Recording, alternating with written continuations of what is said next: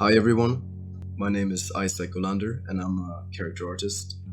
This is my tutorial for realistic African hair in XGen. While I was working on my latest project, I found it really hard to find any resources on realistic African hair, so I decided to make this tutorial.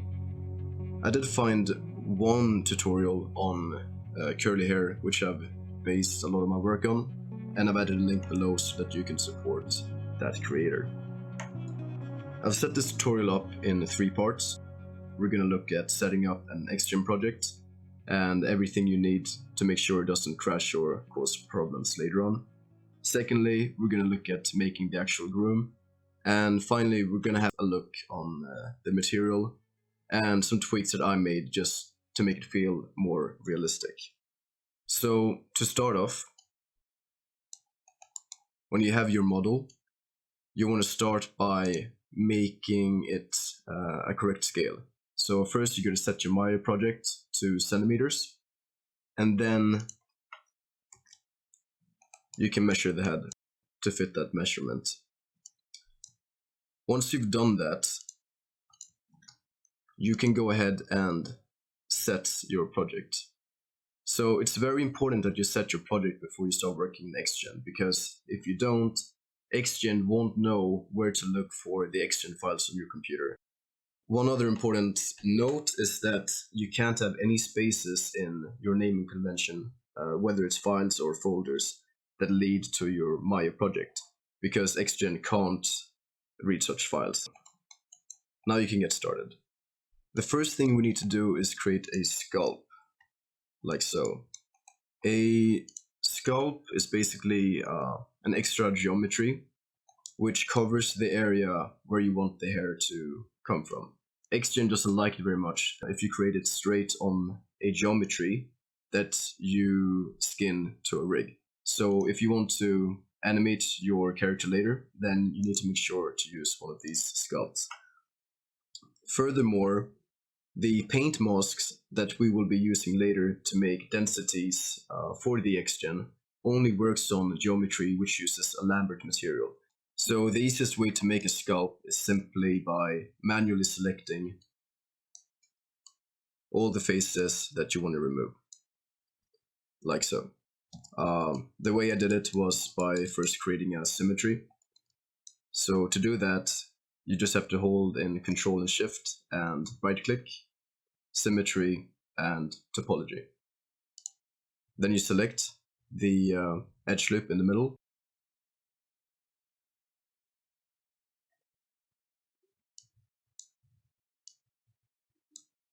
You do something like that.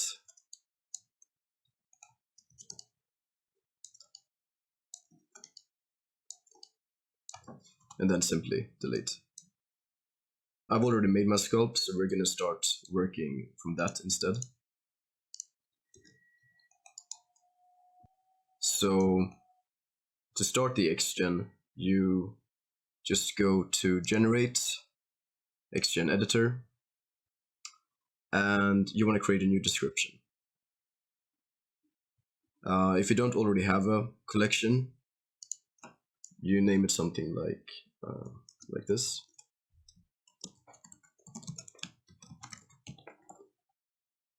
A collection is a folder under which all of your descriptions are gathered. So once you made a collection for a character, you can make all of your groom's descriptions connected to that. We're going to call this description just hair, like that.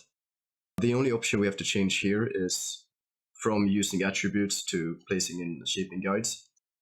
Using attributes is more for fur or peach fuzz or anything like that, but we want to be able to control the flow of the hair because we're making a specific hairstyle. The first thing I like to do is create a paint mask to drive the density. You do that by creating a map here, and we can call this, and set the resolution to something like 25 and keep it at white. we can go here to look at the tool, then isolate your geometry like so. The XGen will grow from all the area that is white. So what we want to do is just mask off the edges. The easiest way to do this is by setting a symmetry here. So you just go down to stroke and press reflection.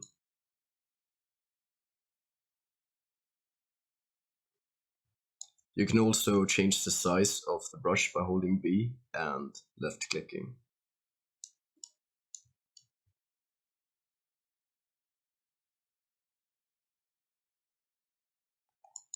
Add some asymmetry and some noise, because as we know, a hairline isn't completely straight. So something like this. I've already made a paint mask before, so we're going to be using that. But this gives you an idea of what you want to do. So after we made a paint mask, we can start adding some guides. Guides are basically geometry that decide the direction that the XGen goes towards. So we can do something like this. We can scale it up.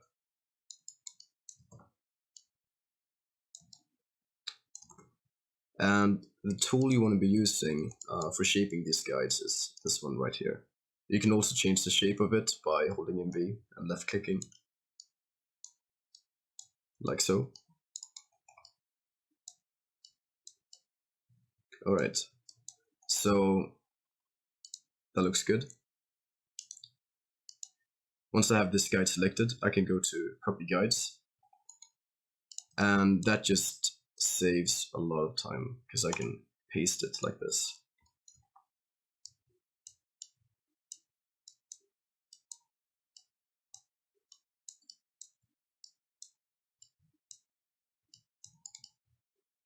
So I think they need to be a little bit bigger.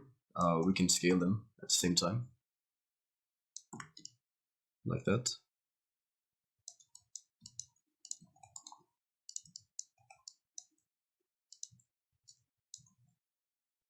Make sure that your geometry is selected when you add the guides.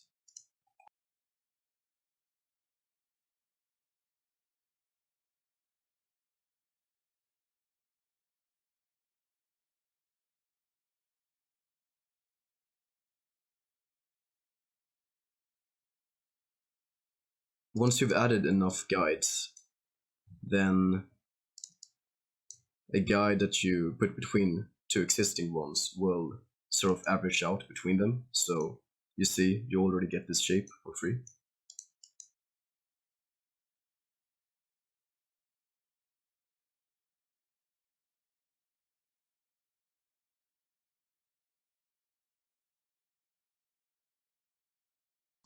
If you don't want to add the guides like one side at a time, you can always select one side and then go to mirror guides. And if I press that, this will just be mirrored over the same on the other side.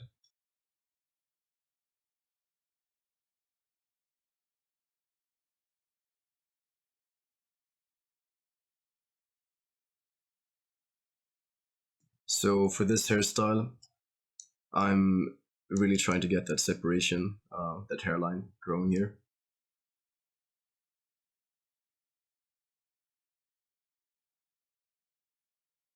Something like this, after which, you can go in and sort of clean it up a bit.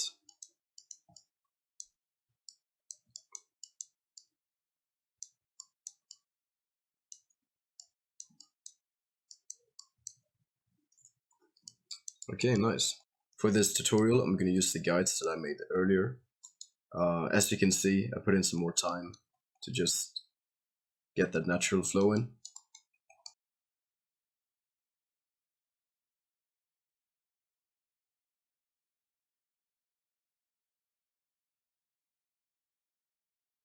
So now we can start working with the primitives and generating the hair.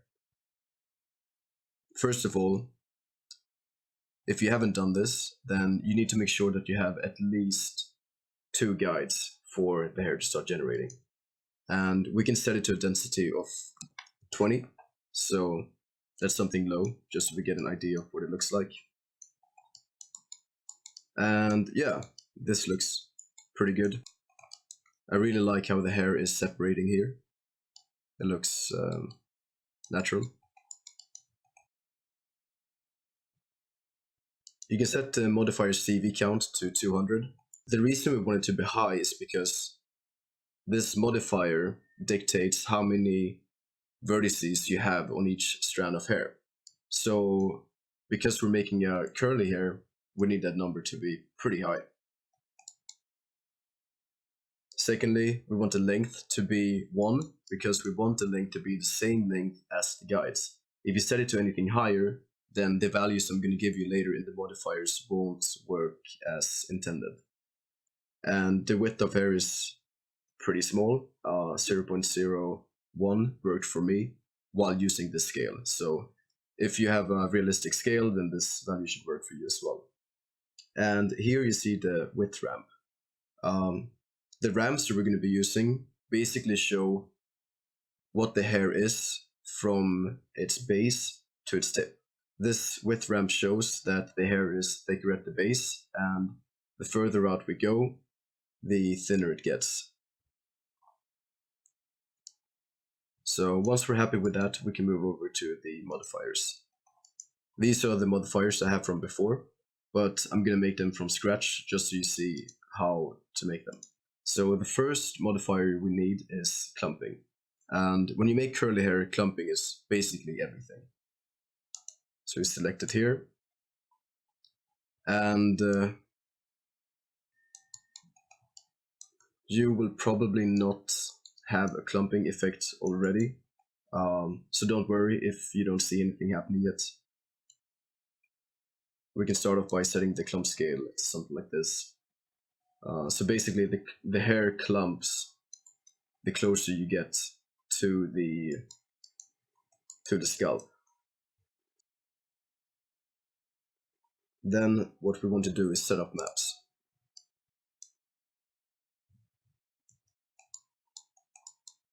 So these points here are basically like the guides, and they dictate how many clumps of hair you have. So if we set it to something like 5 and generate, this will be the points from which hair will be clumping. I think that for my project I set it to something like 1 or maybe 2, because I wanted quite big spacing between them.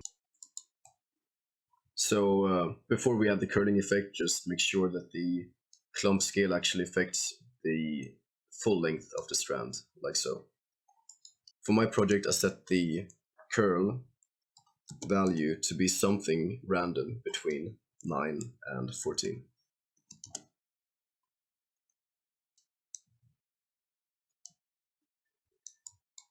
So here we want the curl effect to be lower at the beginning, because that's when the hair is just coming out of the scalp. But we want it to be very high at the end.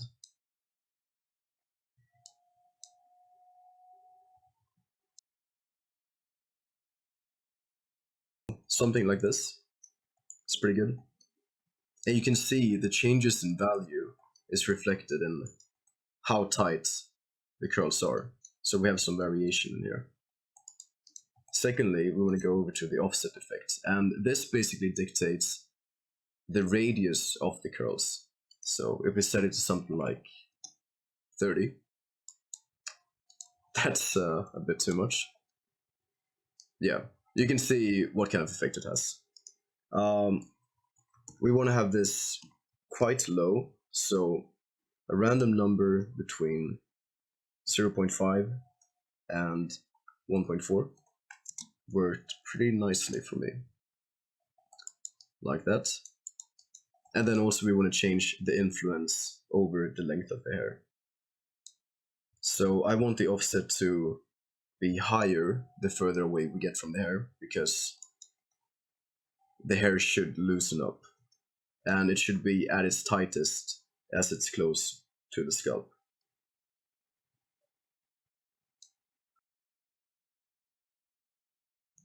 I also have it quite tight at the end because I like this look of, you can see the hairs forming into a tip, which looks pretty nice in my opinion. After that, we can go over to the noise effect. In my opinion, this is the most important one for getting realistic hair. Like, this looks good, but we're missing that random element of, hair standing out freely. So we get that here. We want to set this value quite high. Something between 7 and 13 should do. We want most of the offset to happen at the end of the curls.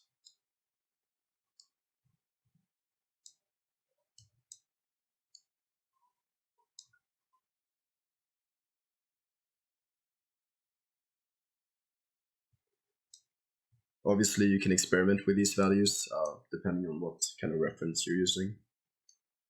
But I think this looks pretty good. I also want to add that this hair is quite loose. It's somewhere in between straight hair and an afro. But if you want tighter curls, all you have to do is increase these numbers to something crazy like between 20 and 30. And you can see we get a lot tighter curls. And if you do that, you obviously have to change the offset and the noise so it looks natural in that state.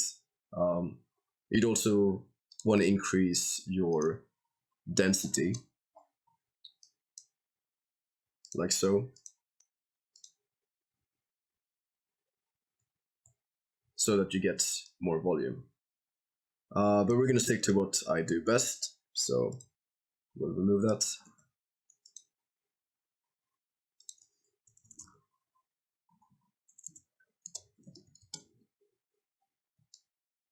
Okay. Yeah. The clumping looks pretty alright. So the next thing we can add is a cut. And the cut will simply cut the hair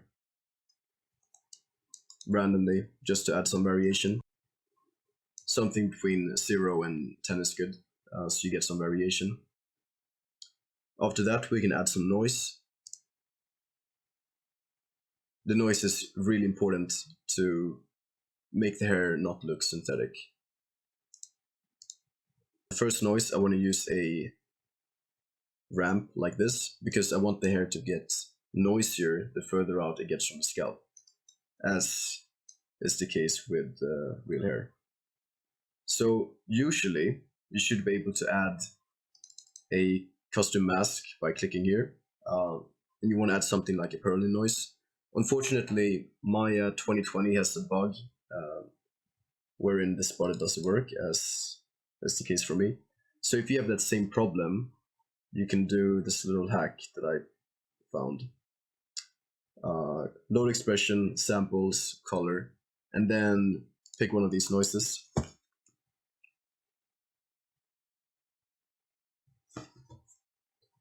And you can play around with the numbers, like set this to 1.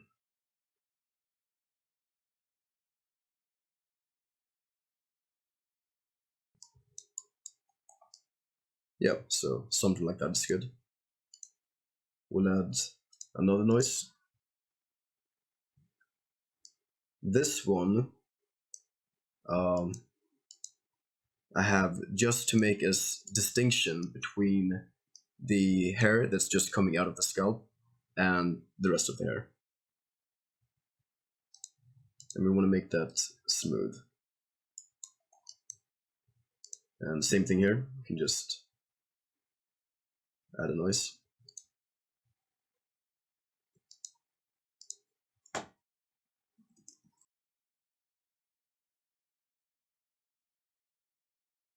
Then we could add the final noise. This noise will just cover all the hair, like a general noise.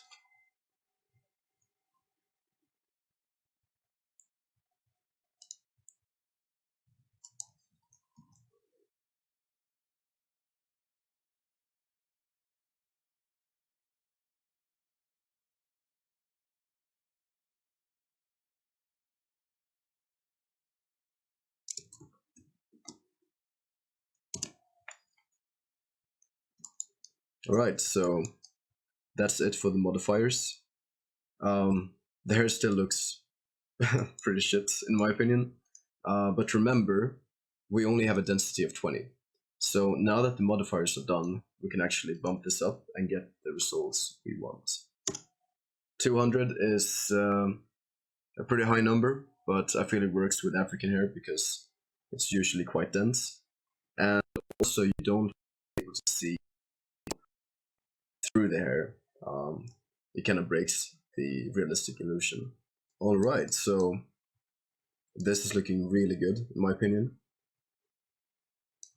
And we have that natural flow of the hair. And you really see how the noise and the clump modifier makes this hair believable by giving it all of these stray hairs. Fair warning, you don't want to go back and edit the modifiers while you have a density of 200, because that will likely crash your computer, so make sure you set it to 20 before you do that. Make sure that you save your files all the time. If you saved your file and you're worried about losing your progress, you can always go to File and export your collection or description.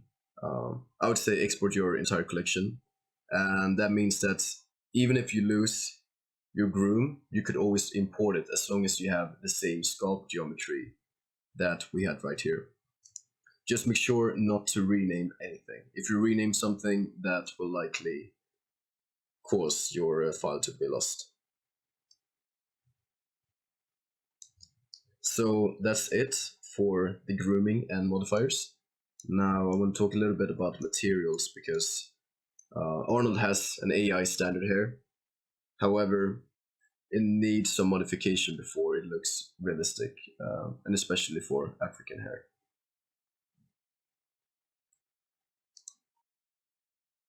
You can use the AI standard hair. It uses real values, so this is what it looks like. And to assign a material to your hair, you go to this folder that was created when you made a collection, and you select the guides that you've been working on, and you simply, while having them selected, go into your hypershade, right click, and assign to material in the viewport. Alright, so let's just take a look at what the standard material looks like in Arnold. So these are the results we got with the standard material. And you know, it's not bad, but some of those values are not realistic for the hair we're trying to make. Furthermore, I don't really like this reflection that we're getting. It looks a bit synthetic. You know, it's like too white, and the hair is too black. So we're gonna change that. This is the material that I made. I changed the lightness of the color of the hair with the melanin as opposed to changing the base color. And I also increased the randomize a little bit for higher fidelity. The roughness is slightly higher as well. This is just something that I've seen in references and then looking at my own hair, which is similar to the one we're making now. The most important is probably the shift here. So hairs have ridges on them, and the angles of these ridges changes how it looks. The default is 3, but African American hair has 2.3 in its angle, so that's what you want to have.